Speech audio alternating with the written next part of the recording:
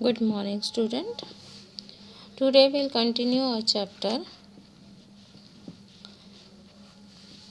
11, relation between parameters for spherical mirrors. What is the relation between different parameters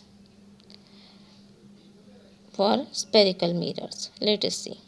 For different position of the object placed in front of a spherical mirror, the position of the image and size of the image is also varies.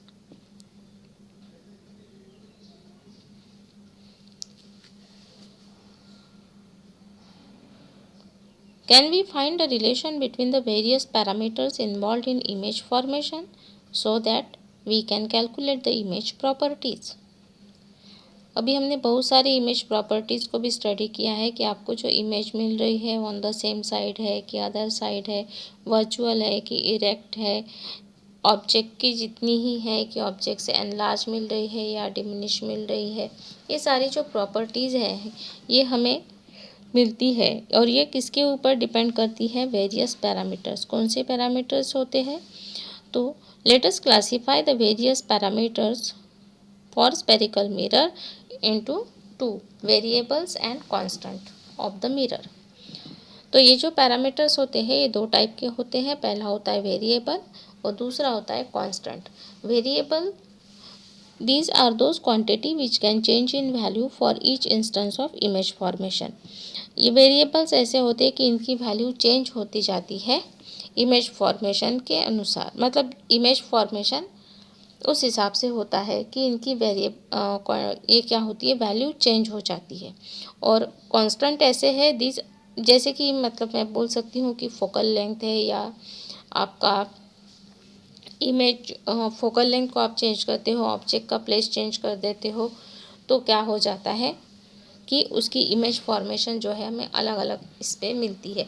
हमने उसको पढ़ा भी है। When the object is the centre of curvature then you will get the image of same size, और वहीं पे मिलेगी जहाँ पे ऑब्जेक्ट आपने रखा है। फिर ऑब्जेक्ट को हमने बियॉन्ड सी लिखा, फिर क्या किया, उसकी पोजीशन को हम लोग चेंज करते गए, बिटवीन सी एंड एफ लिया, फिर एफ एंड पी लिया, तो हमें इमेज में क्या मिले, इस तरह से चेंजेस मिले। तो ये जो वेरिएबल्स है इसकी वजह से इमेज फॉर्मेशन में भी चेंजेस आते हैं। और कांस्टेंट क्या होते हैं? कांस्टेंट पैरामीटर्स होते हैं those quantities that hold the same value once the mirror and the object have been chosen. आपने एक बार मिरर को चूज़ कर लिया है, कॉन्वेक्स लेना है कि कॉन्केव लेना है, प्लेन मिरर है, इसको आपको चूज़ करना है। और ऑब्जेक्ट आपने जो भी लेना है उसको एक बार चूज़ कर लिया तो ये फिक्स रहेंगे। ऑब्जेक्ट का फिर जो हाइट या ऑब्जेक्ट का साइज़ है वो चेंज नहीं होगा, और मिरर का जो फोकल लेंथ रहेगा जो है वो भी चेंज नहीं होगा। They can only B change if the mirror is change. हम यदि कॉन्केव की जगह कॉन्वेक्स लेंगे तो वहाँ पे चेंजेस आएंगे, बाकी तो उसकी वैल्यूज़ कैसे रहेगी, फिक्स रहेगी, इसलिए हम उसको क्या बोलते हैं, constant. Now variables are given here. What are the variables? Variable parameters for the spherical mirror: focal length of the mirror, radius of curvature, object height, magnification. ये सारे क्या है, वेरिएबल्स है, इसमें चेंजेस होते रहते हैं। बट फिक्स क्या है, object mirror distance, then image mirror distance, value of U and V, then height of the image I और एच डैश, ये कैसी है, फिक्स है। अब हम इस रिलेशंस को धीरे धीरे समझते हैं। Relation between focal length and radius of curvature. अब हम देखते हैं कि फोकल लेंथ और रेडियस ऑफ कर्वेचर में क्या रिलेशन होता है। We shall try to arrive at a relation between f and r using previously learned mathematical knowledge and by drawing ray diagrams for concave mirror. हमने इसके पहले जो mathematical relation निकाले हैं relation between F and R के लिए, उसी को हम यूज़ करेंगे और वही रे डायग्राम हम यहाँ पे यूज़ कर रहे हैं। Now take a concave mirror. हम लोग जो मिरर ले रहे हैं वो कौन सा मिरर है, it is concave mirror with the centre of curvature C, जिसका सेंटर ऑफ कर्वेचर क्या है, सी है। पोल क्या है,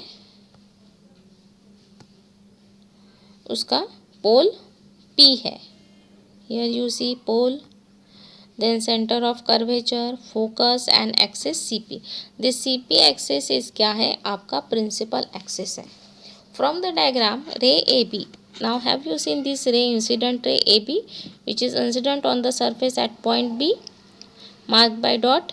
Now that it get reflected, that BF ray is called as reflected ray and AB is the incident ray passing through the focus, and AB ray is parallel to the principal axis CP. Now what you have to do? Angle ABC and angle CBF. This angle ABC is your angle of incidence. BC is the normal drawn at the point B. आपका जो incident ray है A B, उसका जो B point है वहाँ पे आपने 90 degree से एक डॉटेड लाइन ड्रॉ की है जिसको हम बोलते हैं normal, and this normal is shown in the figure by B C. Now angle ABC is your incident ray and as BF is your reflected ray, तो angle CBF is your reflected angle. Now laws of reflection हमें बताता है कि angle I is equal to angle R, इसलिए angle ABC is equal to angle CBF. Now next equation is given ABC is equal to BCF. Yes, ABC को हमने BCF के equal लिया है. क्यों? What is the reason? Because if you observe this AB is parallel, right, and this CP is also, these two rays are parallel and BC is their transversal, then alternate interior angles ABC and BCF. These two angles are alternate interior angles.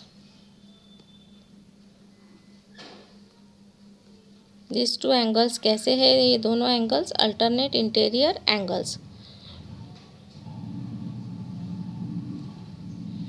These two angles are alternate interior angles. Then next is given triangle CBF. यदि आप यहाँ पे देखोगे CBF, angle CBF में CBF, angle BCF is equal to angle CBF. ऐसा क्यों बोला गया यहाँ पे? ये देखो, angle BCF is equal to angle CBF. Why we are saying this? Angle BCF is equal to angle CBF because these two angles are कैसे है? ये दोनों angles congruent है. If two angles are congruent, then the side opposite to the congruent angle is also congruent. What is the reason? BCF is equal to CBF from equation 1 and 2. क्या है equation 1? I is equal to R. What is your equation 2? Angle ABC is equal to BCF. यदि ABC CBF के बराबर है और BCF के भी बराबर है तो ये दोनों क्या हो जाएंगे? One side equal, other side of the equation must be equal. तो CBF is equal to BCF, right? And if two angles are congruent, then the side opposite to the angle congruent angle is also congruent. तो ये CF और BF क्या हो जाएंगी? Equal हो जाएगी. और ये आपका ट्रायंगल जो है दैट इज BCF ट्रायंगल, ये ट्रायंगल क्या हो जाएगा? Isosceles triangle. क्या ये बात समझ में आई? Here CF is equal to BF, क्योंकि ये दोनों एंगल्स कैसे हैं? Angle BCF and angle CBF are congruent and we have proved this from equation 1 and 2. ये आपके दो इक्वेशंस है, इससे हमने प्रूव किया कि ये दोनों एंगल्स कैसे हैं? कॉन्ग्रुएंट है. और एंगल्स यदि कॉन्ग्रुएंट है उनकी अपोजिट साइड कैसी हो जाएंगी? कॉन्ग्रुएंट या इक्वल. इसलिए ये ट्रायंगल कैसा हो गया? आइसोसीलस. और आइसोसीलस ट्रायंगल होने की वजह से क्या हो गया? यहाँ पे CF is equal to BF. Now, if the mirror is small and point P is very close to point B. अब हम बात करते हैं वापस अपने डायग्राम की. यहाँ पे देखो आप, if mirror is very small, आपने जो कॉन्केव मिरर लिया है वो बहुत छोटा है, तो पॉइंट P और पॉइंट B पास पास में है, तो हम क्या बोल सकते हैं कि BF is equal to FP. ये यदि पास में है दोनों point, if these two points are very close to each other, then BF is equal to क्या हो जाएगा? PF. But the condition is, इसके लिए कंडीशन है mirror is small and point P is very close to the point P, then BF is equal to PF. अब आपने बोला BF is equal to PF, right?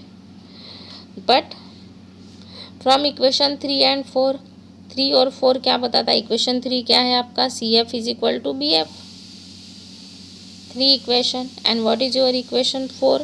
BF is equal to PF। तो हम इस दोनों equation के जरिए ये बोल सकते हैं कि CF is equal to PF, right? CF is equal to PF। Now what is CP here? यदि हम CP की बात करते हैं तो CF plus FP, CF plus FP। तो ये क्या हो गया? CF is equal to PF, तो ये हो गया आपका 2PF। मतलब आपका PC या CP इज इक्वल टू क्या आएगा? 2PF। Means PF is equal to आएगा PC बाय 2। And what is PF here? PF क्या है आपका? PF is your focal length. And what is CP? It is R, radius of curvature. तो आपको formula मिल गया F is equal to R बाय 2। Focal length is half the radius of curvature. This relation is valid for all spherical mirror, convex and concave. But इसमें एक condition है, radius of curvature should be very large so that point B and pole P can assume to be close enough. Radius of curvature उसका बहुत बड़ा होना चाहिए ताकि point B और पॉइंट पी कैसे हो जाएंगे? क्लोज आ जाएंगे। Relation between object distance u, image distance v and focal length f of the mirror. The distance of object from pole P is called object distance. पोल से हम लोग जो डिस्टेंस लेते हैं उसको हम क्या बोलते हैं? ऑब्जेक्ट डिस्टेंस, जिसको हम U से डिनोट करते हैं। Distance of image from pole से जो इमेज का डिस्टेंस देते हैं उसको हम V बोलते हैं। And distance between focal point F and pole is called focal length.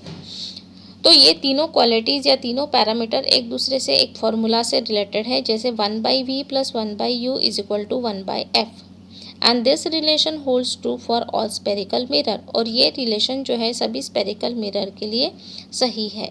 While solving question आपको U, V and F in the mirror formula proper sign से लेना है, प्लस या माइनस। तो कैसे लोगे? फॉर कॉन्केव मिरर, यदि आपका मिरर कॉन्केव है तो U एंड F हमेशा क्या आएंगे? उसके लिए नेगेटिव आएंगे। For real image formation V will be negative. यदि इमेज रियल फॉर्म हो रही है तो वो V का वैल्यू क्या आएगा? नेगेटिव आएगा। और यदि वो नेगेटिव है तो वो कॉन्वेक्स मिरर हो जाएगा। And if the V is positive then image is virtual. V positive है तो आपका इमेज कैसा है? वर्चुअल है। कौन सा मिरर होगा? Concave mirror. Clear? Now you try to solve the derivation, that is relation between F and R, which is very important, and draw the diagram also. Thank you.